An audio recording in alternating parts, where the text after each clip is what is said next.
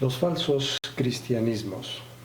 En esta serie de pláticas vamos a tocar un tema muy importante sobre las desviaciones que existieron entre el verdadero cristianismo y los falsos cristianismos. ¿Cuáles fueron sus orígenes?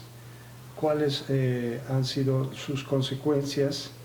Y el día de hoy, cómo esto afecta a la Iglesia en nuestros días. Bienvenidos, buenas noches.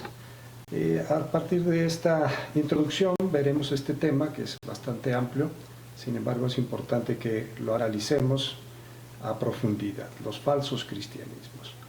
¿A qué se refiere el concepto? Se refiere a las desviaciones, las separaciones del verdadero cristianismo en unas ramas que se deslizaron de la enseñanza original de Jesucristo.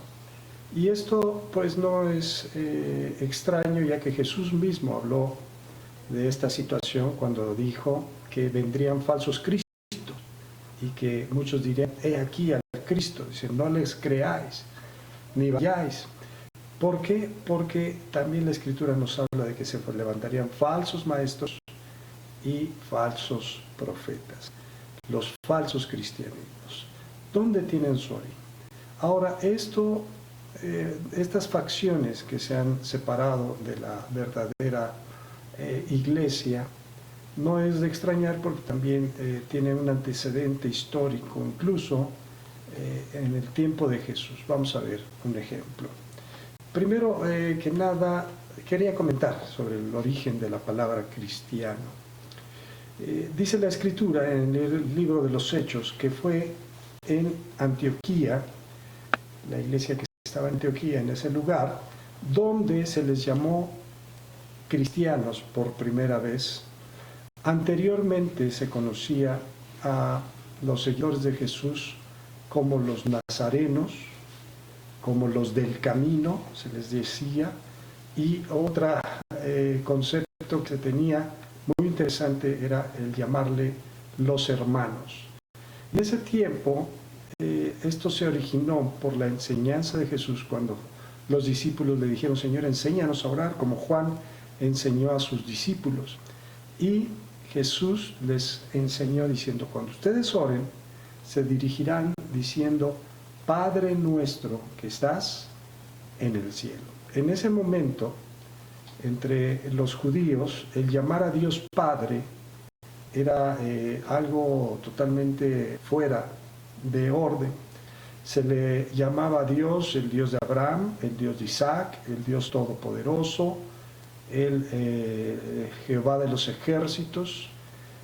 Cuando se mencionaba a Dios, por ejemplo, Elías se le decía Jehová tu Dios, pero no se tenía el concepto de llamar a Dios Padre. Dios era Dios. Esa familiaridad con Dios no estaba permitida, no era común, no era algo cotidiano. Por eso Jesús dijo, ustedes orarán de esta manera, dirán, Padre nuestro que estás en el cielo. Y si Dios era nuestro Padre, eso nos convertía en hermanos. Y de ahí el origen de que los discípulos se llamaban hermanos y los demás, a manera también de burla o de sarcasmo, les llamaban los del camino, les llamaban los hermanos. Pero dice la Escritura en Hechos que fue en Antioquía donde se les llamó cristianos. Y ese nombre que se les dio, pues identificaba que eran los seguidores del Cristo, seguidores del Cristo.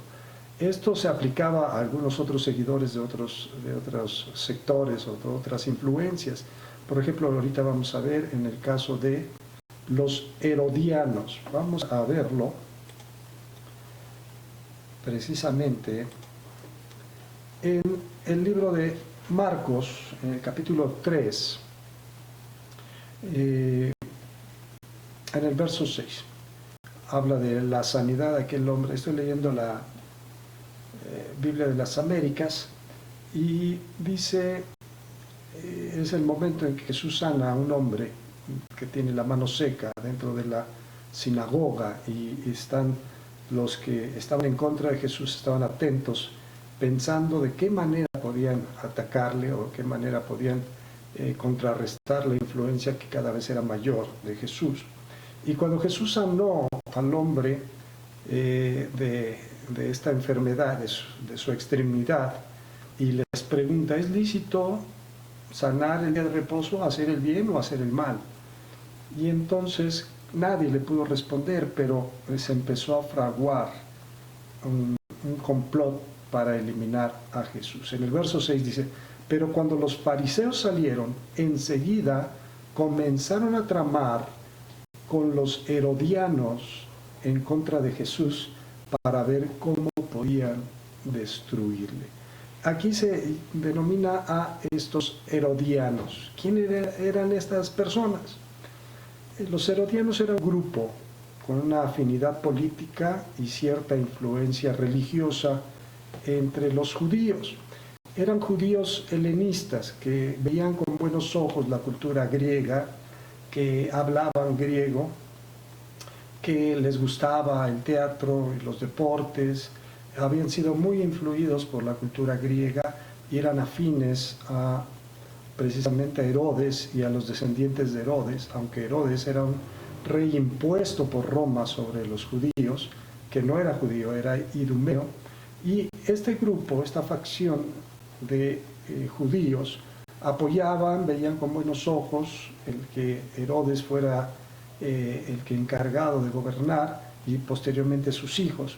Entonces estos herodianos estaban en choque, en pugna, porque muchas cosas que ellos avalaban a los fariseos les parecía errores contrarios, o el asunto de los herodianos pensaban que sí se deberían pagar impuestos a Roma, los fariseos decían que no, pero estas facciones judías, todos eran judíos, todos creían en Dios, pero había facciones, había sectores. Ahorita vamos a ver otro caso de los saduceos. Pero vamos a entender que estos herodianos, con un objetivo común, se juntaron con los fariseos para ver cómo podían destruir a Jesús. Y entonces vemos que en el origen de facciones, de separaciones sobre la misma religión, en este caso vamos a analizar en el caso de los judíos. También vamos a ver ahora los saduceos. Y veremos solamente un ejemplo. ¿Quiénes eran estos saduceos? Estos saduceos eran descendientes de Sadoc, uno de los sumos sacerdotes en el tiempo de David.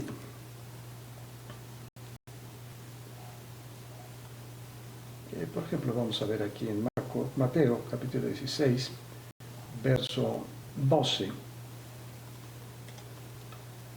que dice, cuando Jesús habla de la levadura de los fariseos y de los saduceos, eran facciones judías, religiosas y políticas que convivían en el tiempo de que eran antagónicos. Un grupo que también tenía un celo por la ley, que era un grupo que se sentía descendiente del real sacerdocio, del sacerdocio del linaje de Sadoc, y de que cuando Jesús habló de la levadura que se debían cuidar los discípulos, verso 12 dice, entonces entendieron que él no les había dicho que se cuidaran de la levadura de los panes, sino de la enseñanza de los fariseos y de los saduceos. Entonces, estas facciones convivían junto con los herodianos. La mayor influencia la tuvieron posteriormente los fariseos, pero en el tiempo de Jesús eran los grupos más fuertes, los fariseos y los saduceos. Los saduceos, ellos no creían en la resurrección de los muertos, ellos no creían en los ángeles, etc. Por eso es que cuando Pablo lo arrestan en Jerusalén y se presenta ante el Sanedrín y se da cuenta que el Sanedrín está formado, él conocía estos grupos, está formado entre fariseos y saduceos, y él hace referencia a la resurrección. Dice, me juzgan porque yo creo en la resurrección. Y entonces los fariseos dicen, bueno, tal vez sí se le ha presentado un ángel, ¿verdad? Y hay polémica entre los fariseos y los saduceos, y él logra escaparse de ese trama que estaban haciendo para eliminarlo también. Entonces, estamos viendo los antecedentes. Había otro grupo que convivía con estos, había varios más, pero estamos hablando de los que registra la escritura, y vamos a analizar el grupo de los celotes. Los celotes fueron originalmente formados cuando los macabeos se levantaron en contra de Roma. Vamos a ver este texto de Lucas 6, verso 15, que nos habla de los discípulos. Y habla cuando Jesús escoge a los 12, y en el verso 15 se refiere a Mateo, y Tomás, Jacobo, hijo de Alfeo, y Simón. Había varios Simones, acuérdense que estaba Simón Pedro, y este otro Simón que se llamaba, dice, al que llamaban Celote. Lo llamaban Celote porque este Simón pertenecía a ese grupo de los celotes, que eran unos guerrilleros que estaban en contra del Imperio Romano, del poder que había adquirido Roma sobre Israel, y ellos trataban de independizar la nación a través de la guerrilla, a través de actos que hoy se considerarían terroristas. Entonces, uno de los discípulos, uno de los apóstoles venía de ese grupo, y vemos que el grupo que Jesús escogió era muy plural, porque venían de diversas condiciones. Unos eran pescadores, uno era recaudador de impuestos, este hombre venía de una facción política antagónica en contra del régimen romano a través de la guerrilla.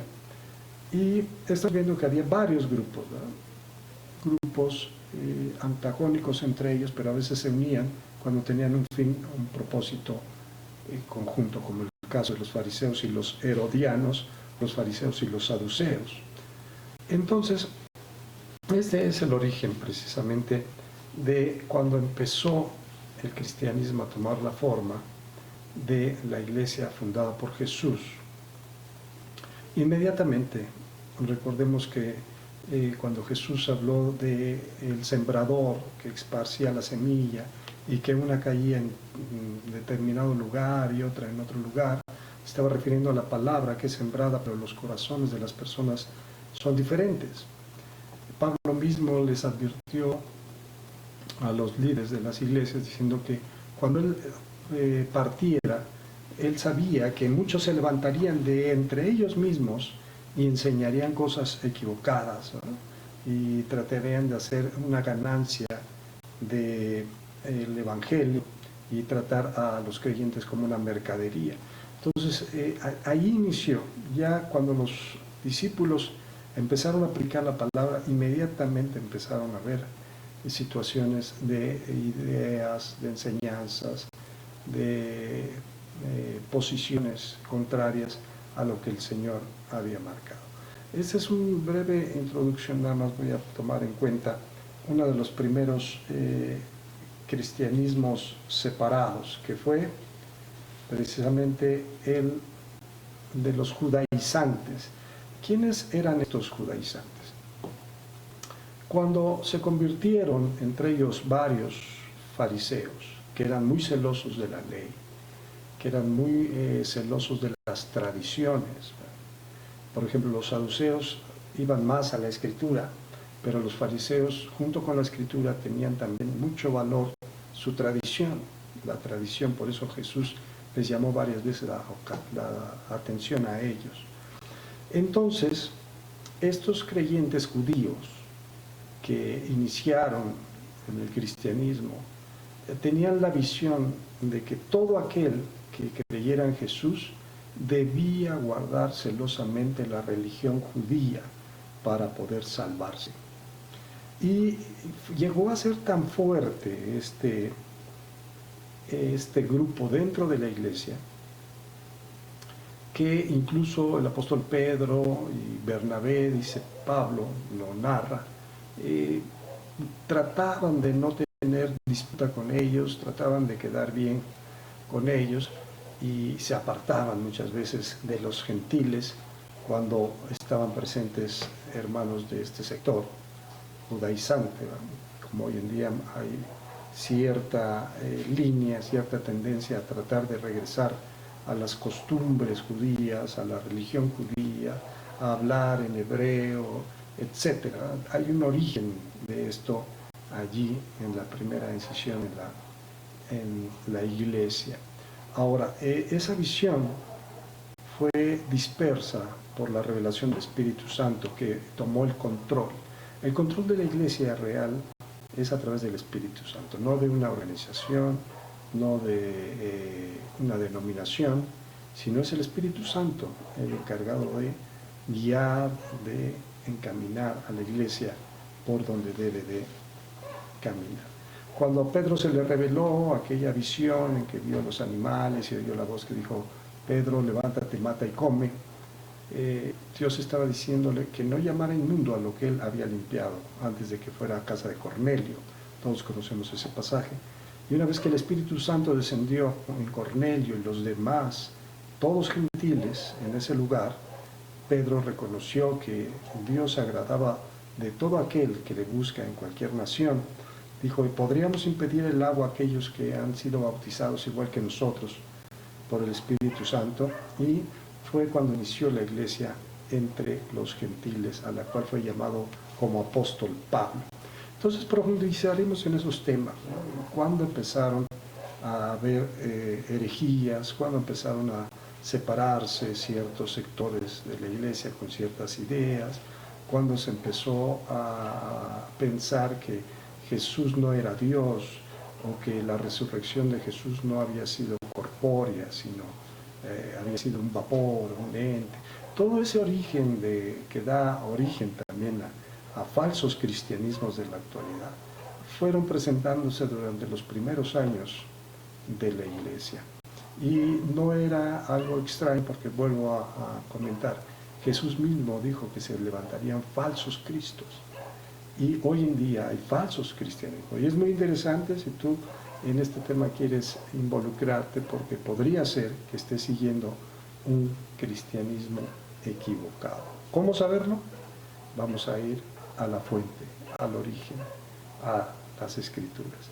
Y vamos a ver a través del contexto histórico cómo fueron apareciendo esos grupos y cómo hoy muchos aún siguen vigentes, aún con diferentes nombres, pero con ideas muy similares. Te invito a que sigas estas pláticas y estas enseñanzas y a que participes, te suscribas al canal y descubras junto con nosotros estos falsos cristianismos. Que Dios te bendiga. Invita a alguien más a seguir estas pláticas, los falsos cristianismos.